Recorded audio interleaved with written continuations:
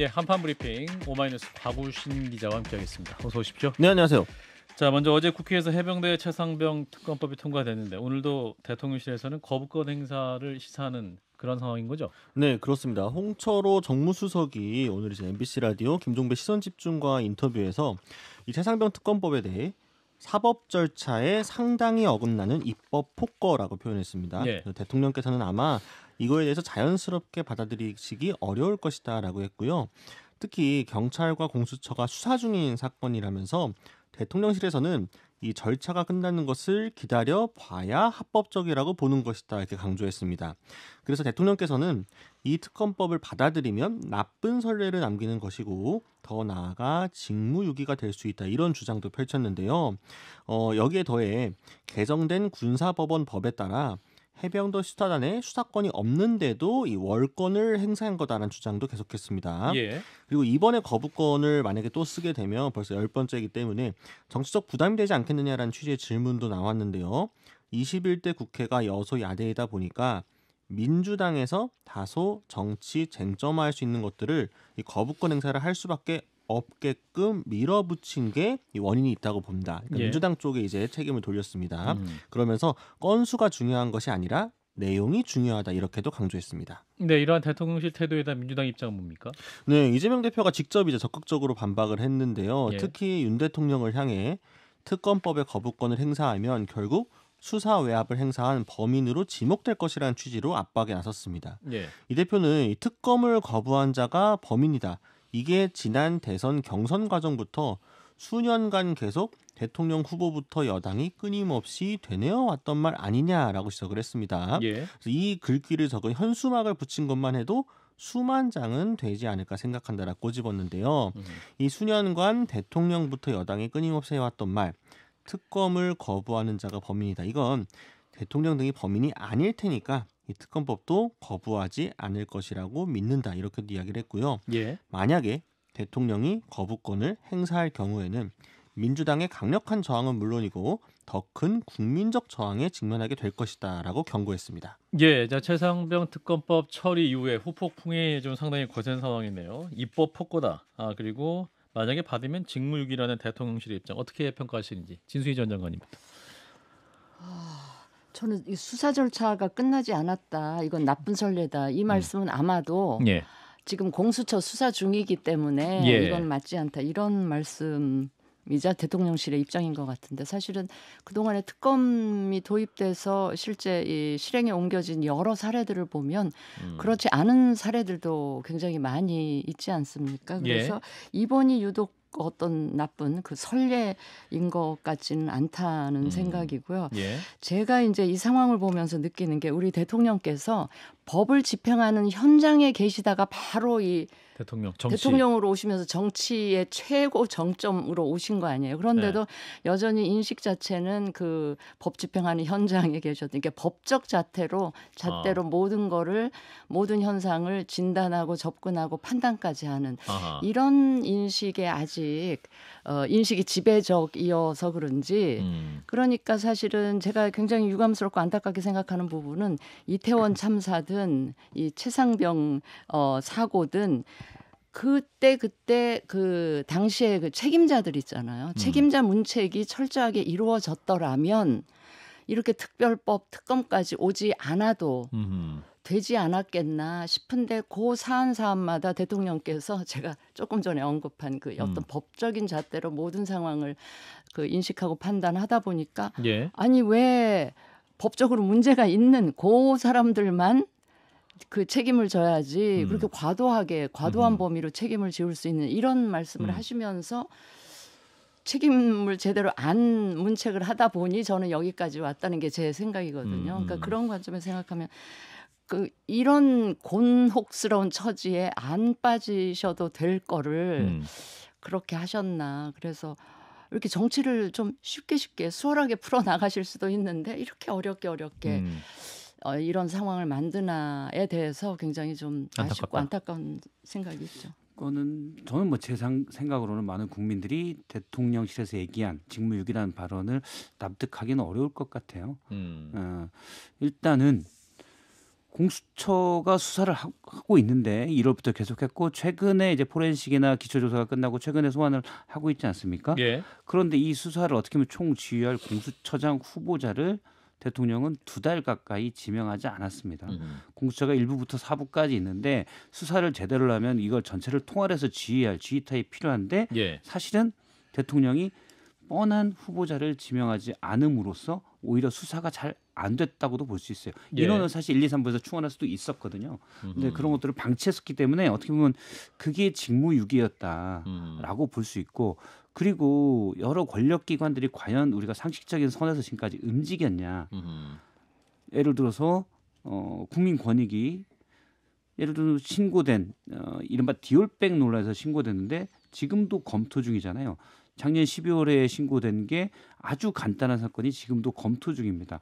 과연 상식적인 선에서 그러면 이게 착착 지내고 있느냐 의심이 가는 거죠.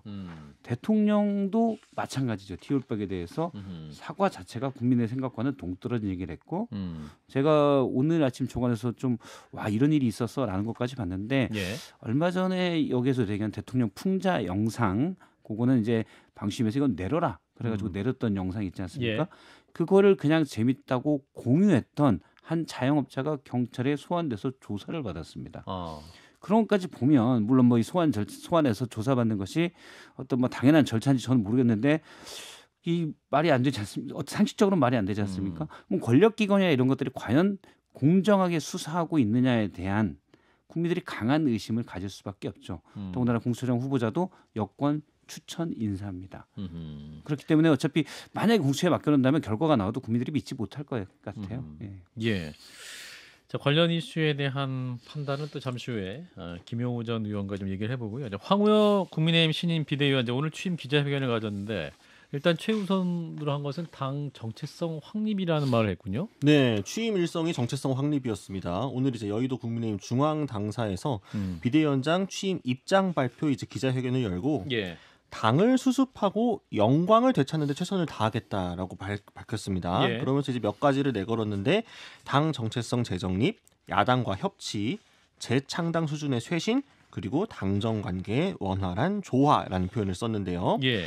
우리 국민의힘은 대한민국의 헌법 가치를 지켜온 자랑스러운 보수 정당이라면서 우리는 착취 구조를 정당화하는 공산 사회주의와 제국주의 이념 모두를 배척한다 이렇게 강조했습니다. 예. 또 가정과 종교와 국가의 전통적 가치를 존중하는 정당이라면서 이 보수 가치를 약화, 훼손해 사이비 보수로 변질되어서는 안 된다라고 집었습니다. 예. 이러한 유혹이 오히려 보수 정당을 지지하는 국민을 혼란케 하고 분열시킬 뿐이다 이렇게 주장했습니다. 예. 또 요거 한 먼저 짚고 다음으로 넘어갔는데 당 정체성 확립 어떻게 보셨어요, 장관님? 글쎄 저도 이 말씀을 이게 듣고 뭔가요? 이게 무슨 얘기일까가 당 이 정체성. 그림이 잘 안 예. 잡혔어요. 그래서 제가 직접 변을 한번 여쭤보고 싶은 대목인데 예. 그러면서 야당과 협치, 재창당 수준의 쇄신, 당정관계 원활한 조화. 그래서 2개월 임기에 소위 관리형 비대위를 이끌 위원장의 그걸 뛰어넘는 이렇게 원대한 포부를 지금 밝히셔서 한편으로는 반갑기도 하고 한편으로는 이게 과연 될까? 그냥 말의 성찬으로 끝나지 않을까 싶은 생각도 드는데 예. 저는 뭐 다른 거를 떠나서 예. 이 그 재창당 수준의 쇄신을 위해서 몇 가지 필요한 혁신 조치를 그것만 하셔도 저는 그냥 박수를 쳐드리고 싶거든요. 아, 그게 뭐예요? 그게 이제 전당대회 룰 전당대 룰을 바꿔라. 그것만 제대로 예. 하셔도 저는 박수 받고 떠날 수 있지 않을까 전당대회 싶은데 룰. 이 짧은 기간 동안에 야당과 협치라는 것도요. 지금 한 달 동안은 막 굉장히 얼어붙어 있을 거고요. 그다음에 5월 말에 또 재의결 전국이 있을 거고 또 원구성 갖고 지리한 또 협상을 막 하게 될 이러다가 이제 이 임기가 끝나는 상황인데 야당과 협치가 가능할까 뭐 이런 생각도 들고 당정관계 원활한 조화. 원활한 조화라는 게 이분이 생각하시는 방향이 무엇일까? 그것도 조금 궁금하기도 하고 조금 더 보따리를 풀어내시는 거 봐야지 좀 평가를 할 수가 있을 것 같아요. 박 시장님. 저희가 뭐 혁신이나 쇄신, 비대위 이런 얘기를 많이 하는데 제가 정치부하고 이렇게 지켜보면 특징이 있더라고요. 추상적으로 얘기 들 때는 뭔가 없더라. 구체적으로 얘기해 뭔가 나옵니다. 예. 문제점은 다 알잖아요. 예. 이래서 현안 앞서 진수희 예. 장관님도 얘기했듯이 수도권 낙선자들이 요구하는 것들, 당 대표나 예. 민심에 좀 더 가깝게 가려면은 어쨌든 민심을 좀 더 전당대회로서 반영해야 된다는 목소리가 많잖아요. 예. 그러면 구체적인 문제점이 빤히 있는데 지금 고민할 것도 아니고 어디에 연구 보고서를 요청할 것도 아닙니다. 예. 이럴 때 그러면 강하게 가장 먼저 처음에 강할 때 그냥 얘기했어야 되는데 그래서 저는 구체적인 말이 없으면 이거는 이 쇄신이나 혁신은 그냥 말뿐이가 쉽다라고 생각하는 게 90% 정도 되고요. 예. 다만 황우여 비대위원장이 어당팔로 불리는 만큼 처음에 어당팔이잖아요. 어당팔. 어리버리 어수룩하지만 어수룩해 보이지만 어리버리는 죄송합니다. 당수가 8단이면. 어수룩해 보이지만 당수가 8단이다. 예. 이렇게 어당팔. 불렸던 예. 만큼 예. 처음에는 그냥 가볍게 이렇게 얘기하고 살짝 분위기를 만들어낼지 예. 호가능성 정도를 한 10% 정도 봅니다. 예. 자, 곽우신 기자. 그래서 네. 전당대회 룰 변경에 관한 얘기가 있었죠. 네, 오늘 사실은 굉장히 좀 다들 기자들이 관심이 많았는데요. 예. 일단 개정 문제와 관련해서 모든 의견은 열린 상태에서 다 모아서 당원 당규 요건에 맞으면 할 것이고 또 그 절차는 공정하고 불편부당하게 할 것이다라고 했습니다. 예. 그래서 그럼 본인은 어느 쪽으로 생각을 하시느냐 이제 이런 질문도 나왔지만 위원장이 되기 전에 많은 고민을 하고 있었는데 예. 위원장이 되고 난 다음이니까 개인적인 의견을 밝히면 안 된다라고 주변에서 하더라. 맞는 말 같다 라면서 본인의 사견을 이제 밝히지 않았고요. 다만 이제 비대위를 구성한 다음에 다시 이 전당대회 룰과 관련해서 입장을 발표할 것이라고 이야기했습니다. 비대위원장의 뜻보다는 또 비대위원들 다 구성한 다음에 전대룰 변경에 대한 입장을 밝히겠다. 네, 그러니까 비대위원 구성하고 나면 그들의 의견까지 좀 포함을 해가지고 논의를 아마 할 것으로 보입니다. 비대위원 구성이 관건이겠는데 그러면? 그렇죠. 그러니까 과연 어떤 분들이 들어갈 것인가. 지금 이제 원내외 그러니까 낙선자들 중에 네네. 수도권 그분들 몇 분은 반드시 저는 포함시키셔야 될 것 같은데 과연 박상수 그렇게 위원장 하실... 같은 분들. 예. 아니 뭐 김종혁 위원장이라든지 김종혁, 예. 오신환 위원장이라든지 이런 분 예. 반드시 좀 포함시킬 텐데 그게 아마 약간 바로미터가 되지 않을까 싶습니다. 그렇군요. 그 3030 청년 보수 정치인들의 네. 결속한 천목회라는 모임도 있기 때문에 네네. 자, 박 실장님 어떻게 보세요? 예, 저도 뭐 앞서 제가 말한 가능성 10%는 네. 비대위원들을 그런 식으로 해서 개혁적인 목소리를 내는 사람들 꾸리고 그 목소리를 같이 지금 요구가 이렇다라고 하면서 할 수도 있는 전당대회 룰 개정을 할 수도 있는 그런 가능성이 조금은 있을 것 같아요. 그런데 김종혁 사무부총장이 예를 들어 유임됐다거나 이러면 그런 모습들은 보이는데 또 하나는 비대위원 할 때 그 낙선자들을 만나서 얘기했다는 부분이 뭐 대통령실과도 소통을 하고 비대위원 임명 관련돼서 새 원내대표랑도 소통을 하고 이런 부분도 많이 강조했거든요. 예. 그러면 그런 게 어떻게 작용할지 모르겠습니다. 현재는 그렇죠. 부정적인데 저는 걸리는 의견이 더 대목이네. 많아요. 예. 네. 예. 자, 일단 국민의힘 여기까지. 자, 이어서 민주당 얘기를 해보겠습니다. 자, 3선의 박찬대 더불어민주당 의원이 오늘 22대 국회에 민주당의 첫 번째 원내 사령탑에 올랐습니다. 오늘 박찬대 의원의 발언을 듣고 이어가겠습니다. 책임 있는 국회 운영을 위해 법사위와 운영위를 민주당 몫으로 확보하겠습니다. 실천하는 개혁국회, 행동하는 민주당, 박찬대가 해내겠습니다. 찬성할 때 찬성하고 반대할 때 반대하는 빡세게 박찬대가 해내겠습니다. 단독 출마인데 저렇게 세게. 예, 굉장히 세게. 굉장히 그 치열한 선거 경선 같은 느낌이. 맞아요. 웅변을 하셨던 것 같은데.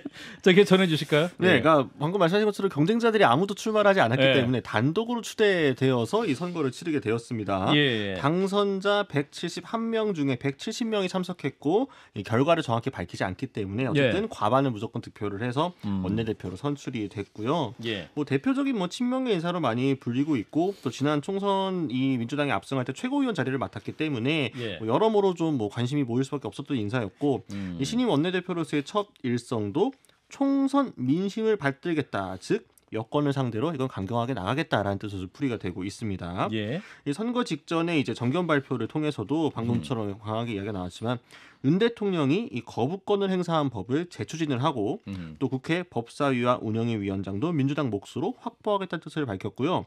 또 여기에 오늘 같은 친명계인 박성준, 김용민 의원 등을 원내 운영수석 부대표 또 정책수석 부대표로 지명을 했습니다. 예. 자, 박찬대 신임 더불어민주당 원내대표 일단 국회 법사위와 운영위는 반드시 민주당 몫으로 확보하겠다라고 강하게 말을 했고 아마 이 부분에 대해서 국민의힘에서 선전포고다 이렇게 말을 한 것 같은데 진 장관님 어떻게 들으셨습니까? 그러니까 이 얘기 들으면서 원구성이 상당 기간 늦어지겠다 뭐 이런 생각이 들더라고요. 예. 혹여 이 법사위와 운영이 두 개 다 예. 확보하겠다라고 하는 게 법사위 확보가 최종 목표고 이 운영위는 약간의 카드로 제시하는 거 아닐까 이런 생각도 한편 하는데 어쨌든 법사위 관련해서는 국민의힘도 호락호락하지 않을 것 같아서 이거든 저거든 이쪽이든 저쪽이든 원구성은 좀 늦어지겠구나 싶은 생각이 들었어요. 뭐 이렇게 또 강하게 밀어붙이면 국민의 입장에서는 그러면 다 민주당이 해라. 또 이게 지난 21대 초반 같은 비슷한 분위기가 나올 수 있을 것 같은데. 그렇게 갈 수도 있죠. 예. 박 실장님. 예, 지금 말씀을 박찬대 신임 원내대표 얘기를 목청을 들어보니까 일단 빡세게 하시려는 그건 되게 크구나. 원래 노래도 좀 하시고 원래 이분이 교회 오빠고 약간 노래도 굉장히 잘하는 분이에요. 그렇죠, 잘하시죠. 예. 그래서 제가 먼저 성대가 좋은 건 알고 있지만 꽤 좋으시구나라고 생각을 했고요. 저렇게 힘을 줘서 얘기하는 것 자체가 강력한 대여 투쟁을 얘기하는 거라고 봐요. 근데 저는 앞으로 이제 22대 국회에서 그러니까 여야의 관계에서 거대 야당이 야당으로 놓고 보면 두 가지 길 정도가 있다고 보는데 하나는 계속 강경하게 나가는 거죠. 그러면 대통령이나 여당에서는 거부하는 게 되겠죠. 민심이 누구 편이냐에 따라서 거부하는 거면 여기에 대한 민심의 반발이 더 커지면서 그 에너지를 얻어서 다시 또 갈 수가 있거든요. 이렇게 가는 게 한 방향이 되고 또 하나의 방향은 저는 이제 순하게 자라서 두 번째 방법을 선호하는데 두 번째 방법은 순하게 잘하셨어요. 네, 순하게 잘하셨습니다. 꽤 순해요. 그래서 두 번째 방법은 계속 거부하는 명분을 가지고 여당 의원 몇몇들을 설득해서 예를 들어 192 야권이 192석이지만 200석이 안 되면 사실 180석이나 똑같아요. 효과는. 그러면 그거를 설득해서 가는 방법이 있다고 봐요. 근데 저희가 어떤 전례를 보면 되냐면 2016년 12월에 그 탄핵소추 이제 벌써 8년 정도 지났는데 탄핵소추가 가결됐을 때를 생각하면 된다고 봐요. 당시에 12월 2일 날 원래 논의되다가 당시 새누리당에서 한 30명 정도가 넘어야 가결이 되거든요. 그렇죠. 이분들이 절대 안 한다고 하면 안 돼요. 근데 제가 그때 여당반장에서 잘 알고 있는데 한 20여 명 정도만 한다고 그랬어요. 그다음에 고민하는 분들이 20, 30명 있었습니다. 근데 12월 2일 날 했으면 만약 저는 부결됐을 가능성도 50%는 안 되지만 30% 정도는 있을 수 있다고 봐요. 왜 그러면 강경하게 하면 싫어하고 반발하는 게 또 사람 심리여서. 근데 일주일이 미뤄지면서 12월 9일 날 올라가면서 어떤 일이 생겼냐면 12월 2일 날 미뤄지니까 민심에 큰 이제 반발이 생겼죠. 그럼 어이쿠 하면서 당시 새누리당 의원들이 60명 정도가 넘어오면서 큰 표 차이로 탄핵소추가 가결이 됩니다. 근데 당시에는 어떤 일이 있으면 당시 10월 24일 태블릿 PC 보도 이후로 두 달간 기억나시겠지만 온 언론 매체 뭐 진보 보수 영향 가리지 않고 전방위적인 국정농단 사례에서 뉴스들을 쏟아냈어요. 그때 다 뭐 신문, 방송, 단독 뭐 보도들 종편, 엄청 많이 나와요. 각 매체에서 단독 보도해서 우리 국정이 한 강남 아주머니에게 농단됐구나. 많은 분들이 이걸 느꼈기 때문에 당시 탄핵소추 12월 2일 날 미뤄졌을 때 엄청난 민심의 반발이 있었거든요. 근데 지금 그 정도냐? 그럴까지 아직 많은 것들이 드러나지는 않았잖아요. 있는지 없는지 모르지만. 그래서 저는 과연 민심의 강한 반발로 나갈 수 있는 추동력이 과연 생길까? 여기에 대해서 저 개인적으로는 좀 의아하기 때문에 민주당 지도부가 어떻게 하느냐, 어떤 길을 선택해서 가느냐가 전 중요하다고 봅니다. 자, 박찬대 신임 원내대표 입장은 저희가 월요일에 연결해서 직접 또 근데 통상 들어보겠습니다. 강력한 대여 투쟁은 소수 야당이 전유물이었던 것 같은데, 저 거대 야당이 또 저렇게까지 나오니까 겁이 나네요. 일단 여야 원내대표 회동 때 목청이 일단 박찬대 원내대표가 더 크기 때문에 분위기는 앞서갈 것 같습니다. 그렇군요. 자, 목청이 또 화제가 되는 것도 굉장히 이례적인데. 자, 이어서 22대 총선에서 서울 서대문갑에서 당선된 분인데 더불어민주당의 김동화 당선인 과거 학폭 의혹이 또 제기되고 있네요. 네, 그러니까 서대문갑에서 당선된 김동화 당선인이 과거 학폭 의혹이 불거졌는데 이게 MBN 보도였습니다. 이 좀 옮겨 보면 김 당선인이 학창 시절 자신을 폭행했고 또 복수의 다른 피해자들도 괴롭혔다 이렇게 주장을 하는 예. 고교 동창생 인터뷰를 이제 익명으로 보도를 한 겁니다. 예. 이 보도에서 이 동창생들은 앞이 뭐 안 보일 정도로 세게 맞았다. 주먹으로 계속 때려서 친구들이 말려서 멈췄던 적이 있다. 또 김 당선인이 괴롭히는 아이들이 많이 있었고 친구의 담뱃값을 갈취하거나 뭐 포크로 약한 학생들을 찔렀다. 뭐 이런 식의 주장까지 나왔습니다. 예. 뭐 잘 아시는 것처럼 뭐 경선 때부터 좀 시끄러웠습니다만 어쨌든 친명계 김 당선인은 변호사 출신이고 이 대표의 최측근인 정진상 전 당대표 정무수정실장의 변호를 맡으면서 대장동 변호사로 불리는 인사입니다. 예. 자, 뭐 증거는 굉장히 좀 구체적인 상황이긴 한데, 자, 김도화 당선자의 입장은 나왔습니까? 그래서 본인의 SNS에요. 구체적인 정황이 묘사됐다고 하지만 일방적인 주장일 뿐이다라고 했습니다. 오히려 예. 본인은 학교를 다니며 누구를 괴롭힌 적도 폭력을 행사한 적도 없다라고 강조했는데요. 그러면서 그 증거로 본인의 학교 생활 기록부 사본을 올렸습니다. 예. 이 생기부에는 이제 행동 특성 종합 의견에 밝은 성품, 예의 발음, 책임감이 강하고 성실하지 이런 평가 문구가 담겨 있었고요. 예. 그렇기 때문에 또 본인은 당선 전후로 고향에서 저와 관련한 악의적인 소문이 돌고 있다는 얘기를 들었다. 그래서 저와 정치적으로 반대 입장인 동창생들이 소문에 발언질한 이야기도 들었다라면서 정치적 음해다. 허위 주장이 지적될 경우 법적 조치를 취하겠다 이렇게 이야기했습니다. 예, 일단 뭐 양측 주장이 굉장히 팽팽하게 엇갈리고 있기 때문에 굉장히 사안을 뭐 이렇게 중립적으로 객관적으로 바라봐야 할 것 같은데, 자, 이번 논란은 어떻게 보고 계십니까, 장관님? 아니 근데 상식적으로 봤을 때 정치적 성향이 다르다는 이유로 예. 그 같이 학교 다녔던 이 친구를 동창생들이. 음해를 한다. 동창생끼리 뭐 다른 것도 아니고 그냥 정치적 성향이 다르다는 이유로 그거는 그 선뜻 납득하기가 어렵고요. 예. 그 사실은 학교 생활기록부에 나타난 건 선생님도 아이들 특성을 다 정확하게 알지 못해 부모들도 잘 모르고 부모한테 보여지는 것과 또 밖에 나가서 친구들 사이에 무슨 일이 벌어지는 모르는 것과 마찬가지로 뭐 생기부 사본을 들이댄다 그래서 이게 막 없는 일이다 이렇게 결백이 입증되는 것 같지는 않아요. 그래서 저는 일방적으로 당했다고 얘기하는 이 친구 쪽에서 뭔가 추가적인 그런 폭로라든지 입증할 수 있는 뭐가 나오지 않을까 뭐 싶은 생각이 드는데 조금 지켜봐야 될 것 같네요. 박 시장님. 저도 뭐 양측의 주장이 맞서고 있기 때문에 지금 일부 보도에 그거에서 어느 쪽일 것 같다라고 예측해서 말하기는 솔직히 쉽지 않을 것 같고, 근데 양측의 주장이 맞서기 때문에 이런 경우 기자들이 여러 명이 각 매체에서 이제 달라붙어서 물어봅니다. 그래서 오래지 않아 좀 더 짙은 어느 한쪽으로든 짙은 정황이 나올 것 같아요. 짙은. 예. 짙은. 예. 표현이 아주 짙은. 제가 유리하죠 원래. 예. 표현이.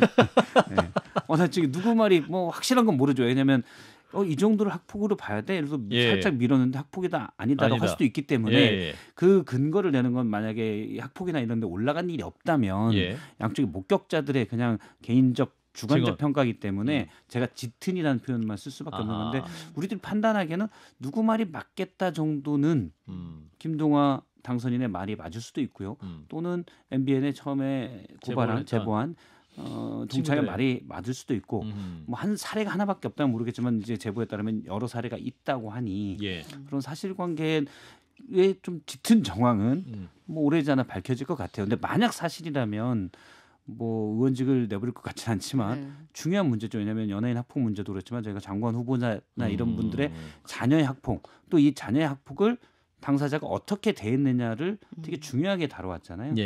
만약 본인이라면 그것도 중요한 문제죠. 예. 자, 일단 뭐 추가적인 사실이 나올 때까지 여기까지 짚고 자, 다음 이슈 가보겠습니다. 그 이기식 병무청장 체육예술요원 병역특례제 폐지 가능성을 언급했네요. 네, 이 청장의 연합뉴스 인터뷰가 좀 화제인데요. 예술체육요원을 포함한 보충력이 병역특례제도죠. 도입할 당시와 비교하면 지금은 이제 시대 환경이나 국민인식 또 이제 병역 자원 상황이 이런 측면에서 많은 변화가 있었다라고 했습니다. 그래서 이 병역특례에 대해 없어질 수도 있다라고 했는데요. 아직 정해지지 않았고 여러 방안이 있을 수 있지만 무엇이 최적의 방안이냐는 기준은 병역 의무 이행의 공정성과 국민의 눈높이라고 했고요. 예. 그러면서 이 방탄소년단 BTS의 예시를 들었습니다. 이 멤버들의 현역 복무가 병역 의무 이행의 공정성 측면에서 굉장히 긍정적인 신호를 줬다라고 평가를 하면서 예. 이들이 이제 열심히 군복무하는 모습을 국민이 지켜보고 있고 또 그런 와중에 BTS의 노래가 빌보드 차트에서 올라가기도 한다라면서 예. 오히려 이들이 전역해서 다시 완전체가 된다면 인기가 또 올라갈 것이다. 뭐 이렇게 표현을 하기도 했습니다. 예. 사실 이게 월드컵 때마다 올림픽 때마다 혹은 또 아주 걸출한 연예인들이 군대 갈 때마다 병역 특례 논란은 항상 나오는데 어떤 생각이세요, 우리 장관님은? 근데 이게 그 월드컵, 올림픽, 뭐 연예인 이 보면 다 입장이 조금씩 다른데 네. 저는 이 중에서 왜 선수들 가운데 비인기 종목인데 나가서 굉장히 좋은 기억으로 네. 이 메달을 따온다든지 이런 분들은 좀 혜택을 주는 게 맞는 것 같고요. 예. 뭐 BTS라든지 예. 그 프로 그 선수로 예. 이제 들어가서 뭐 앞으로 그냥 굉장한 수입이 예정돼 있는 이런 선수라든지의 예. 경우에까지 이 특례를 주는 게 맞나? 그러니까 이제 같은 대상이라도 형평성이 맞지 않는 것 같아서 이거는 좀 우리가 이 사회적인 이 공론화를 통해서 뭔가 예. 합의를 도출해야 되지 않나 싶습니다. 자, 박 시장님은 군대를 다녀왔죠. 다녀오셨군요. 예, 예. 말씀 주세요. 26개월 오. 다녀왔습니다. 예. 저는 일단 BTS 갔잖아요. 예. 나머지 다 가야 됩니다. 기준이 됐군요. 단순하잖아요. 어. BTS 갔는데 나머지 다 가야 그 돼. 병무청장도 지금 BTS도 갔다. 예, 그렇죠. 다 조용해 주시기 바랍니다. 이런 의미인 것 같은데. 일단 과연 뭐 예를 들어 스포츠 분야나 이런 분야, 예를 들어 예술 분야는 사실은 BTS 갔으니까 뭐 다 비슷하게 통용이 될 것 같고요. 스포츠 분야도 예. 예전에 우리나라가 예를 들어 박정희 대통령 시대에 예. 국위 선양을 위해서 음. 어느 정도 지원해서 군 면제 혜택을 주는지 모르겠지만 지금 엘리트 스포츠에 대해서 군대까지 빼준다? 저는 이제 다녀온 사람은 반대예요. 근데 저는 전적으로 더 크게는 군은 모병제로 가야 된다고 생각하고요. 이미 병사들 월급도 많이 올랐잖아요. 모병제로 가야 된다고 생각하고 예. 국방력이 좀 있으면 단기간 예를 들어서 뭐 한 2달이나 3달 정도 전체가 이런 면제 뭐 이런 거 없이 군사훈련을 받는다든지 그런 게 더 효과적이지 않을까 생각을 합니다. 저도 26개월 있었지만 최소한 반은 군기가 다 빠져 있었거든요. 예. 네, 최소 거기까지. 맞아요. 18개월 정도니까. 아니 저는 뭐 또 여성이기 때문에 예. 이런 말 함부로 할 수는 없는데 예. 18개월 정도면 예.